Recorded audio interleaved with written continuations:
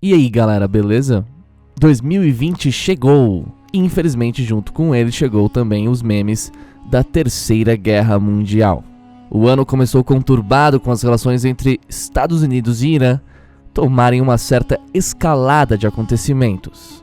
E tão grande foi a criatividade do brasileiro que os memes BR já foram parar na TV iraniana. Vocês devem ter visto as hashtags Cala a Boca Bolsonaro e Terceira Guerra Mundial ou Irã versus EUA, não? Como se viu, a internet brasileira acordou agitada no dia do ataque que eliminou o general Qasem Soleimani. O ataque trazia à tona um longo conflito entre a América e o Irã. E o Brasil, periférico nesse conflito, parecia estar no epicentro dos fatos. As tensões entre Irã e Estados Unidos já são bem antigas. Por isso, os episódios atuais devem ser vistos como mais um capítulo numa história de muitas décadas que tentaremos resumir para vocês aqui. Bem antes da Revolução Iraniana, os Estados Unidos já haviam se envolvido na disposição de Mohammad Mossadegh, no contexto da Guerra Fria, advogando a nacionalização da Anglo-Iranian Oil Company e com simpatias pró-soviéticas, Mossadegh foi deposto por um golpe militar.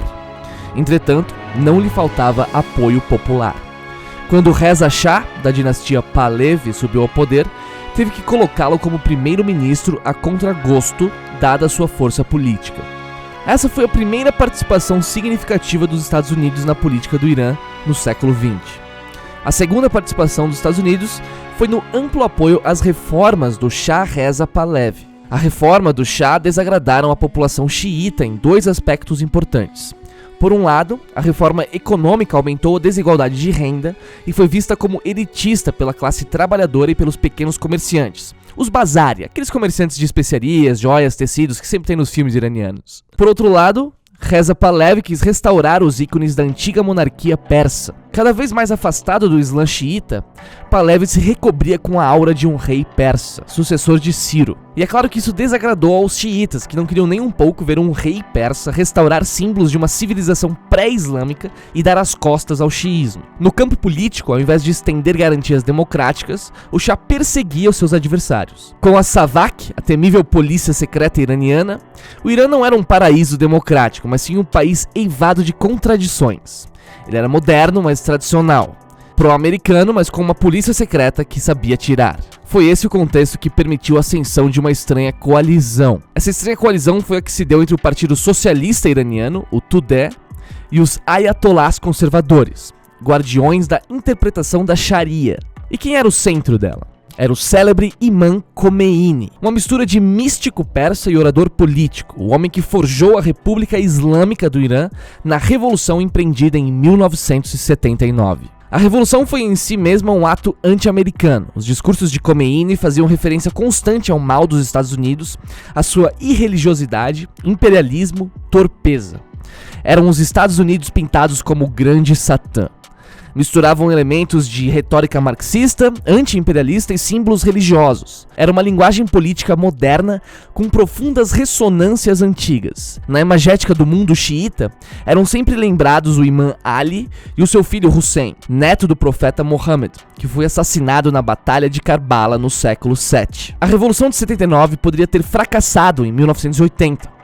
Pois explodiu uma guerra, uma das várias vezes em que o Oriente Médio virou um barril de pólvora. Desse modo, um ano após a proclamação da Revolução, os Estados Unidos tiveram a terceira participação na política iraniana, apoiando a invasão do Irã por Saddam Hussein. A guerra Irã-Iraque foi um conflito militar imensamente custoso para ambos os lados, tanto em vidas humanas quanto em recursos. Então imaginem que por uma terceira vez os Estados Unidos não faziam a política mais amistosa aos olhos dos xiitas. Não foi uma boa aposta porque, apesar da invasão, a revolução não caiu. Os iranianos repeliram Saddam Hussein e se consolidaram internamente, com muito mais ódio dos Estados Unidos do que antes, lógico. É um fato conhecido, a mentalidade xiita valoriza o martírio. No dia da comemoração da morte de Imam Hussein, o neto do profeta, os xiitas do mundo inteiro se torturaram em homenagem ao imã martirizado. Foi o que observou o autor de Antifrágil, Nassim Taleb, no Twitter, a propósito dos fatos atuais.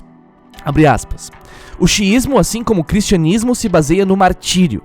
Alguém em Washington não entendeu isso. Fecha aspas. Por outro lado, há mártires e mártires. E o Irã não parece pretender entrar numa guerra que seja derrotado e o seu regime deposto. O contexto anterior explica os tons extremos do anti-americanismo iraniano, sua aliança com a Rússia e, por outro lado, a firme disposição americana de impor seus interesses geopolíticos na região contra os que têm uma potência regional explicitamente anti-americana e anti-israelense.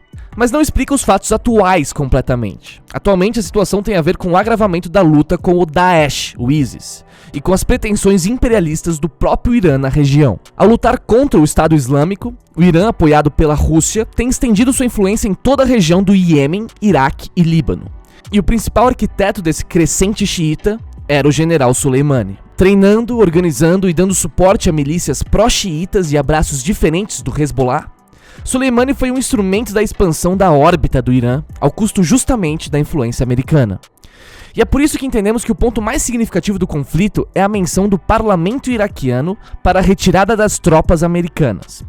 Pois os Estados Unidos acabaram caindo num impasse um tanto delicado. Se retirarem as tropas, estarão abrindo flanco para que o Irã domine politicamente o Iraque. Se não retirá-las, estará afrontando a decisão de um país soberano. Como foram os Estados Unidos que derrubaram o ditador Saddam Hussein e levaram a democracia ao Iraque, mais do que nunca se torna difícil manter as tropas contra uma decisão do parlamento. Esse é o ponto central do conflito, e não uma imaginária terceira guerra mundial, que passa longe, mas bem longe de acontecer. Mesmo que ocorra uma guerra, o que é uma possibilidade relativamente baixa, ela provavelmente vai ser um conflito regional, uma proxy war, uma guerra de títeres. Nesse sentido, a resposta militar foi muito menos relevante. Sob a forma de ataques de mísseis balísticos terra-a-terra contra as bases americanas de Al-Assad e Erbil, acabou saindo uma resposta simbólica. Perto da eliminação do principal militar do país, a resposta iraniana foi um tanto débil. Os Estados Unidos levaram vantagem nesse particular. Nós podemos dizer então que hoje a disputa está mais ou menos equilibrada. Ainda não sabemos, porém, se o conflito vai parar por aqui ou se irá escalar. Comprovando essas observações, Trump pôde fazer um discurso sereno na tarde de quarta-feira, dia 8 de janeiro, reafirmando o compromisso com a paz, deixando clara a superioridade militar americana. O discurso de Trump apresenta uma pausa estratégica. Ainda é cedo para qualquer conclusão definitiva. Enquanto isso, nós vamos olhando aqui os memes sobre a Terceira Guerra Mundial, que incrivelmente no Brasil são os melhores. A guerra não vai rolar, mas já estão garantindo umas boas risadas. É isso aí, pessoal. Compartilhem esse vídeo com seus amigos, deixem seu like e até a próxima. Um abraço.